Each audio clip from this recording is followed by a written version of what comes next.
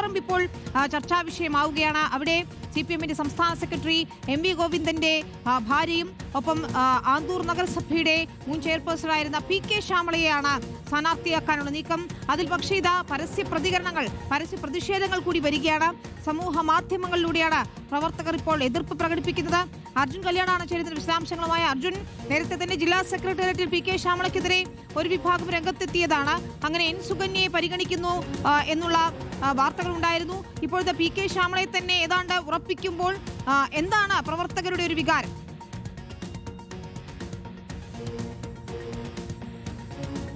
വിനിത, തീർച്ചയായിട്ടും അതിശക്തമായ രീതിയിലുള്ള പൊതുജന വികാരം എതിരാണ് എന്ന് വേണം നമുക്ക് ഈ പ്രാഥമിക ഘട്ടത്തിൽ പോലും ഉയരുന്ന ഈ ഫേസ്ബുക്ക് കുറിപ്പുകളെയും വാട്സപ്പ് സ്റ്റാറ്റസുകളെയും ഒക്കെ വിലയിരുത്തുമ്പോൾ മനസ്സിലാക്കേണ്ടത്.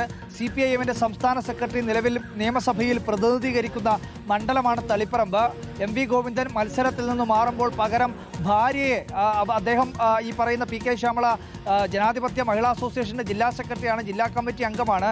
പക്ഷേ MV ഗോവിന്ദൻ ഒഴിയുമ്പോൾ അവരുടെ ഭാര്യയെ തന്നെ പരിഗണിക്കേണ്ടുന്ന സാഹചര്യം എന്താണ്? കാരണം KK ശൈലജയെ പോലെ ഒരു പ്രധാനപ്പെട്ട ഒരു നേതാവിനെ മട്ടന്നൂരിൽ നിന്ന് മാറ്റാൻ ടേം വ്യവസ്ഥ എന്ന് പറയുന്ന ഒരു കാര്യം CPI മുന്നോട്ട് വെക്കുമ്പോൾ ഏറ്റവും പ്രധാനമായി ഈ പറയുന്ന മറ്റ് നേതാക്കളെയെല്ലാം, അതായത് PK ശ്യാമളയെ അല്ലാതെ മറ്റ് N സുകന്യയെ പോലെ ഒരുപാട് ആളുകളെ, പ്രധാനപ്പെട്ട നേതാക്കളെയെല്ലാം ആ മണ്ഡലത്തിൽ പരിഗണിക്കാവുന്നതാണ്. പക്ഷേ അത്തരം പരിഗണനകൾക്കൊന്നും നിൽക്കാതെ കണ്ണൂർ ജില്ലയിൽ തന്നെ സംസ്ഥാന കമ്മിറ്റി സെക്രട്ടേറിയറ്റ് അംഗമായിട്ടുള്ള MV ജയരാജനുണ്ട്, സംസ്ഥാന സമിതി അംഗമായിട്ടുള്ള P ജയരാജൻ, TV രാജേഷ് തുടങ്ങിയിട്ടുള്ള നേതാക്കളുണ്ട്. ജില്ലാ സെക്രട്ടേറിയറ്റിൽ ഒരുപറ്റം നേതാക്കളുണ്ട്. PV Gopinath, TK Govindan master തുടങ്ങിയിട്ടുള്ളവരൊക്കെ തളിപ്പറമ്പ് നിയോജക മണ്ഡലവുമായി ബന്ധപ്പെട്ടുകൊണ്ട് ഇടപെട്ട് പ്രവർത്തിക്കുന്നവരാണ്.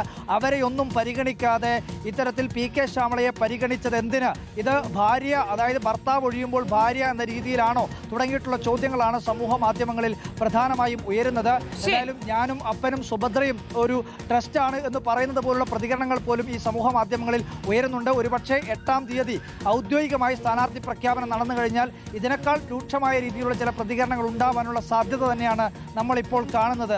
വിനീത, ശരി, PK ശ്യാമളയെ ചുറ്റിപ്പറ്റിയുണ്ടായ കണ്ണൂരിലുണ്ടായ വിവാദങ്ങളും ആന്തൂരിലെ സാജന്റെ മരണവും ഒന്നും തന്നെ മറന്നിരിക്കാൻ ഇടയില്ലല്ലോ എന്നുള്ള പോസ്റ്റുകൾ കൂടി വരികയാണ്. അപ്പോൾ CPM-ന്റെ സംസ്ഥാന സെക്രട്ടറി MV ഗോവിന്ദൻ തളിപ്പറമ്പിൽ നിന്ന് മാറുമ്പോൾ ഭാര്യയാണോ സ്ഥാനാർത്ഥിയാക്കേണ്ടത് എന്ന് തന്നെ പാർട്ടി പ്രവർത്തകർ ചില സമൂഹ മാധ്യമങ്ങളിലൂടെ ചോദിക്കുന്നതാണ്. അത് യഥാർത്ഥ അക്കൗണ്ടുകളിൽ നിന്ന് വരുന്നുണ്ട്, ഒപ്പം ഫേക്ക് അക്കൗണ്ടുകളിൽ നിന്നും ഇത്തരത്തിൽ പ്രതികരണങ്ങൾ വരികയാണ്.